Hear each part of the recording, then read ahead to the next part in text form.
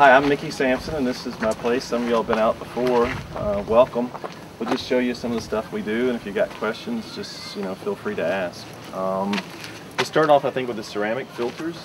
They look like flower pots, right?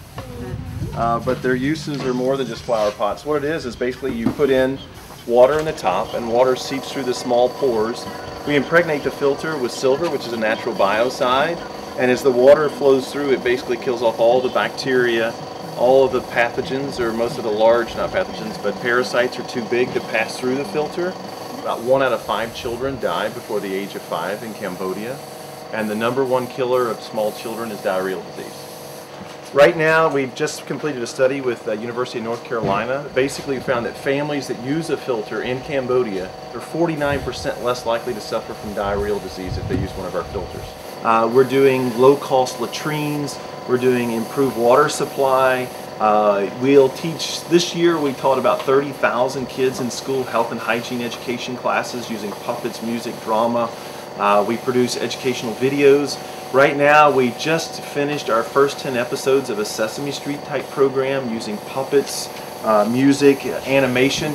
You can see our guy over here, he's our animator, but he's also our artist all together. So we're doing a bird flu thing, and he's airbrushing our truck for bird flu education.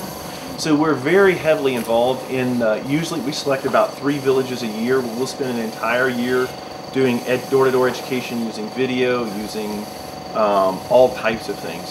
One reason we use videos is a recent survey of over 15,000 Cambodians. They asked, what's your #1 source of information? Where do you learn most things about health and hygiene from?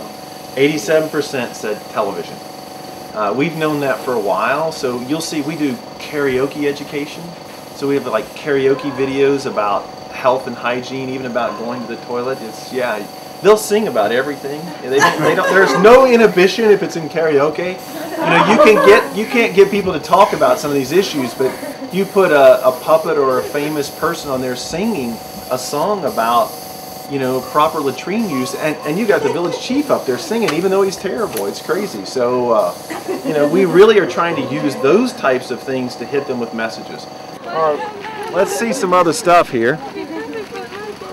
So, we find that a large percentage of Cambodians have lice and/or scabies. Basically, what we're doing is we make and sell and distribute soap in the communities. We also distribute through our projects.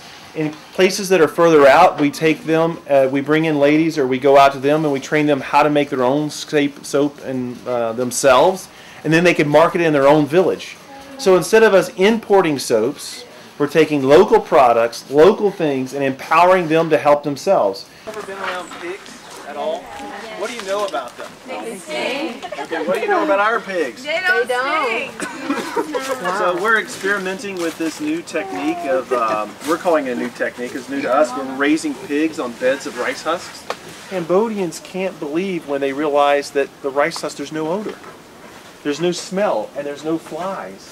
And it's improving their health. And 79% of the children in Cambodia suffer from malnutrition to the point it impacts physical growth and mental development. Babies oftentimes don't live. They're just so tiny. They don't grow hair very often because they're just not getting enough protein. We substitute goat's milk. We give them a bottle a day or 2 bottles a day of goat's milk. Guess what happens?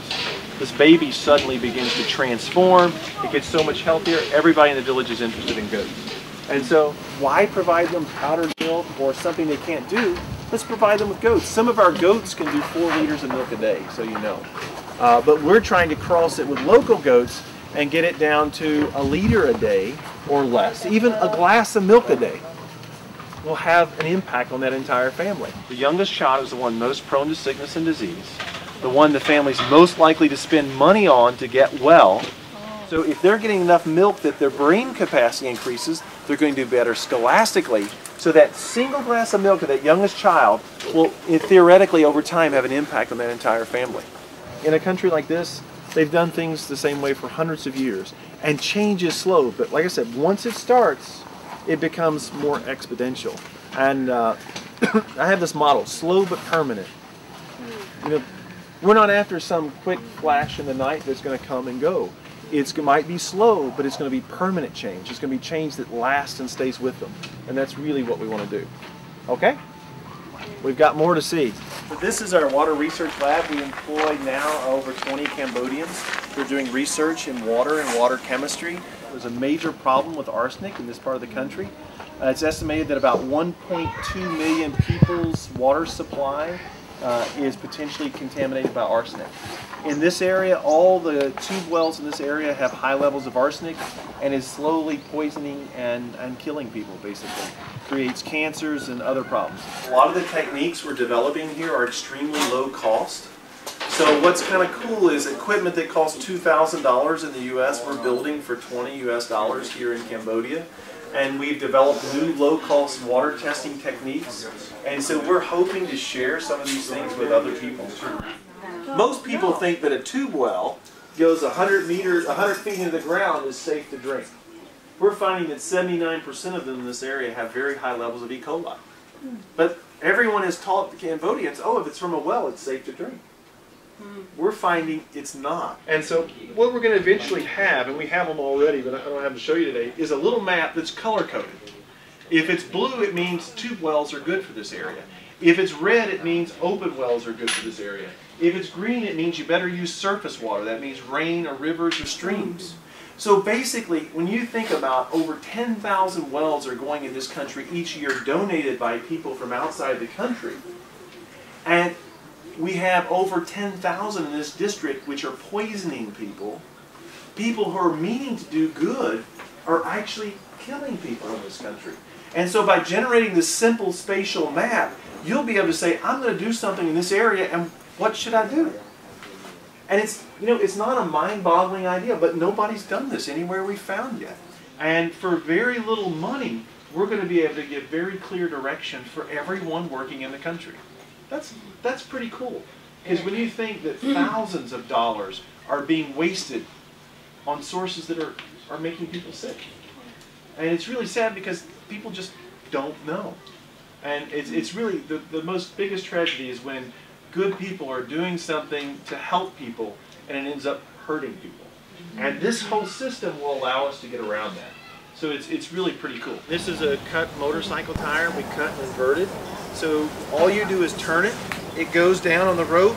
The rope seals the bottom of the tube and it lifts the water right up. So all you've got to do is just crank it like this, and people are getting large quantities of water very easily. We've made several versions of this, bicycle versions, all different types of things. The next thing I'm getting ready to do, so you know, and I've been claiming this for a long time, but I'm going to make a pedal-powered washing machine for all the poor girls in the village. Oh, wonderful. How much time do girls spend washing clothes? They can't go to school because they're out there. All the tube wells in this area have very high levels of arsenic. The shallow open wells do not. So what we've done is we've studied the aquifers and we've determined this water has lower iron, lower arsenic, lower manganese. Chemically, this water is much better for them. You link it with a ceramic filter that removes the bacteria.